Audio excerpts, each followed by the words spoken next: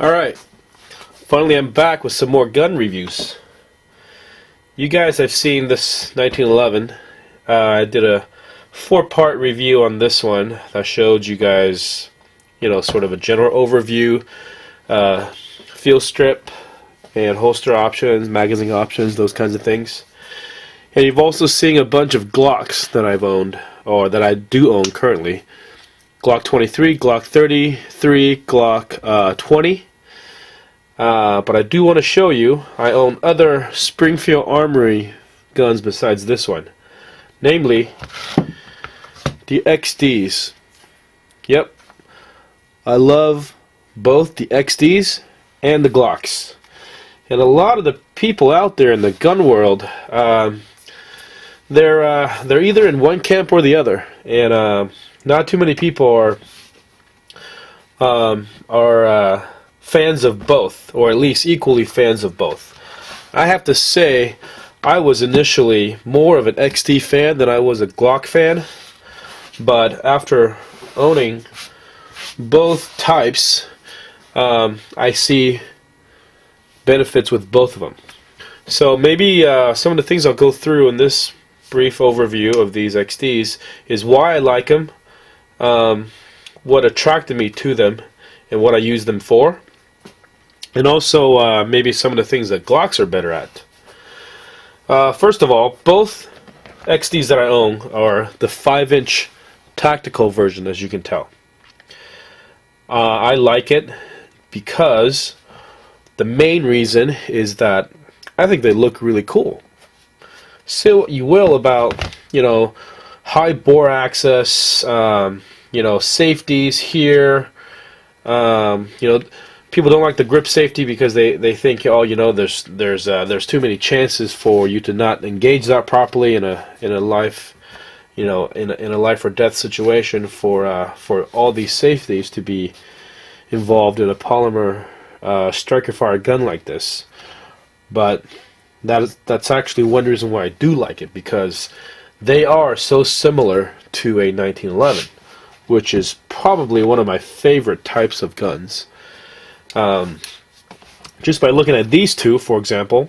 By the way, the two XDs that I have, they're both tactical, which means they have the 5-inch barrel, and one is in 40 Smith & Wesson, no surprise there, and this other one is in 45 ACP. They look very similar, however, they are just ever so slightly different to accommodate the larger ammunition, larger round that goes in there. So let's put this one off to the side real quick while we talk about these two pistols. By the way, they're loaded, but there's no round in the chamber. So I'll go ahead and drop the mags for you. There's that. There's this one. And while we're at it, I'll empty the mag for the XD40. Okay. Just for those safety sallies out there, I will rack the slide, showing you that they are indeed safe. Yeah, I don't mind dry firing these. I don't do it that frequently, and I don't think it really hurts these. Okay, so XD45 tactical in a 1911. Very similar in size. Same grip angle. Grip safety on both of them. Same barrel length, which means you're going to get very similar ballistics qualities out of these two guns. Obviously, the rifling might be slightly different in these two barrels, but and the sights are pretty similar. You can tell that this is a Novak style 3-dot sight, and this is just kind of your XD factory 3-dot sight. So the sight picture is very much the same too. And both of these I can shoot lead cast bullets out of them, which I do cast my own bullets from time to time, and this is a 45 ACP flat nose 230 grain cast bullet, and both of these will fire those no problem, as opposed to the the Glocks with the polygonal barrel are not recommended for firing cast bullets. So I think it's a good polymer platform for somebody who likes the 1911 and wants a polymer gun that has a lot of the same qualities. It feels very much similar as far as the grip angle goes. But, you know, obviously there are a lot of differences. This is much heavier. This 1911 without magazine is going to weigh in at 2 pounds 4 1/4 ounces, whereas the XD45 emptied weighs in at 1 pound 12 1/2 ounces. So we're talking almost half a pound difference there. And 1911s hold 7 or 8 rounds. XD45 13 rounds, which is amazing for a 45 ACP firearm to hold that many rounds. You're almost talking double the firepower if you're talking about a 7-round magazine. 7-round magazine is going to give you 7 plus 1, 8. Possibly this one's going to give you 13 plus 1, and that's 14.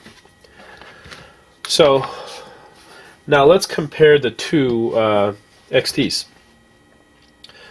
XD45 Smith & Wesson, XD45 ACP. The dimensions of this XD40 Smith & Wesson is exactly the same as a XD9, which is the original XD that was ever made. And these guns were made in Croatia. These guns were designed by a Croatian company that manufactured these under the name HS2000 for the Croatian Army. And they still use these today. However, for the United States, Springfield bought the rights to distribute these and sell them under the Springfield Armory XD name. And it's one of the best things they ever did. As a matter of fact, Springfield, as far as handgun goes, they only make 1911s. And they don't make these. And 1911s and XDs and also the new XDMs are the only handguns they sell. I might be wrong, but that's what I understand. So, let's compare these two in weight. Again, we weighed this 45 ACP already. 1 pound 12 1/2 ounces. The XD40, surprisingly, it's 1 pound 13 3/4 ounces. This firearm chambered in 40 Smith & Wesson is actually heavier than this firearm, same firearm chambered in 45 ACP. And if you look at it closely, the 45 ACP version is actually slightly longer. This is the 45 ACP version right here. And I have the rear sight lined up perfectly. And if you look at the front sight, this one is a little bit longer. And it is a little bit wider if you look at the magazine well. Meanwhile, this one is lighter overall. And I know that that's probably pretty trivial just because, you know, they have to modify some parts just because they're dimensionally similar, but this one being a little bit bigger, it doesn't mean that you know, the insides they have, you know, they wouldn't have lost some weight here and there just because they needed a bigger magazine well and things like that.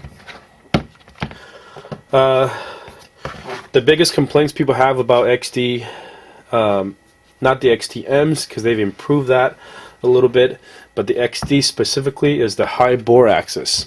Bore axis meaning the relative position of the bore of the barrel as compared to the grip of the firearm. The slide is pretty thick, and it goes much higher than does a Glock. And Glock, you know, I don't have one here to show, but is noticeably lower, meaning that your the recoil of the firearm as it comes back, all this metal, the slide, and all the mechanisms within the slide as it comes back is going to cause more felt recoil. But that's probably for somebody who trains a lot with this firearm. It's not going to be that big a deal. If you're doing rapid fire, repeated rapid fire at a very fast speed, you may not get back on target as quickly.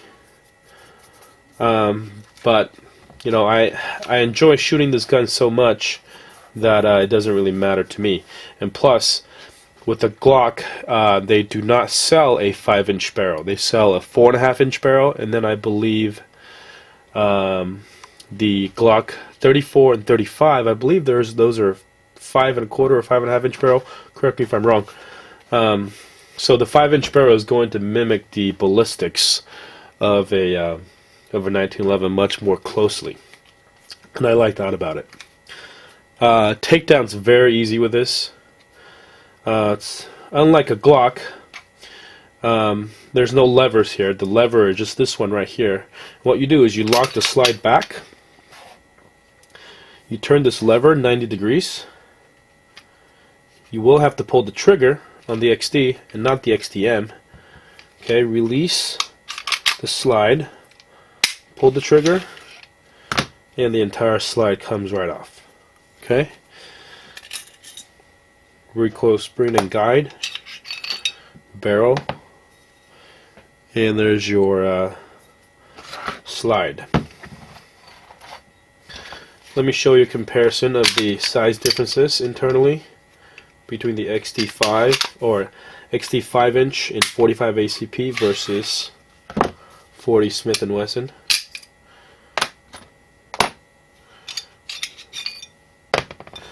Okay, 45 ACP here, 40 Smith & Wesson here.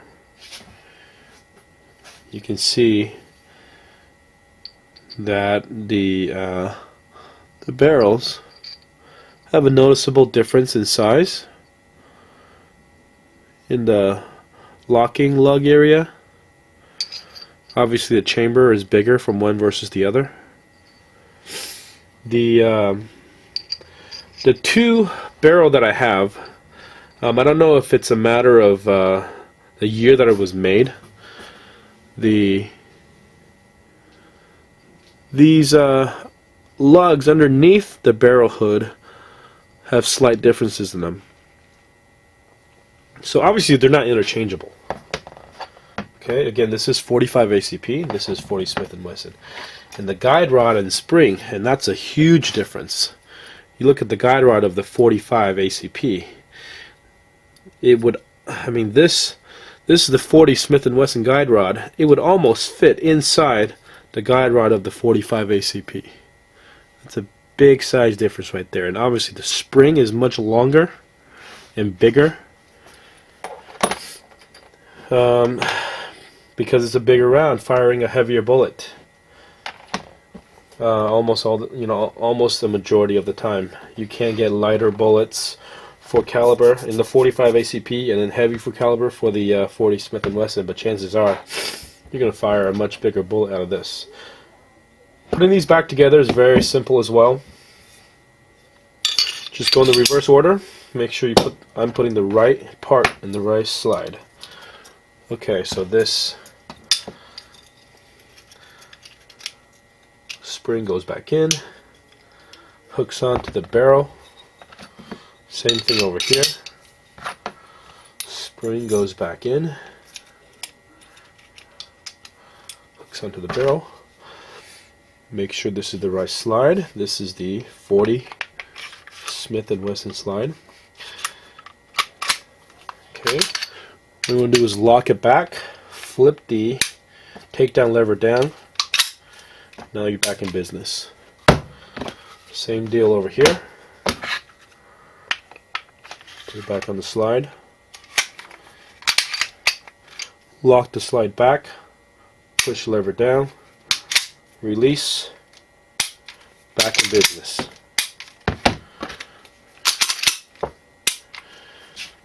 There is also a noticeable difference in the way these feel in your hand. This being the 40 Smith & Wesson being much, not much, but noticeably smaller.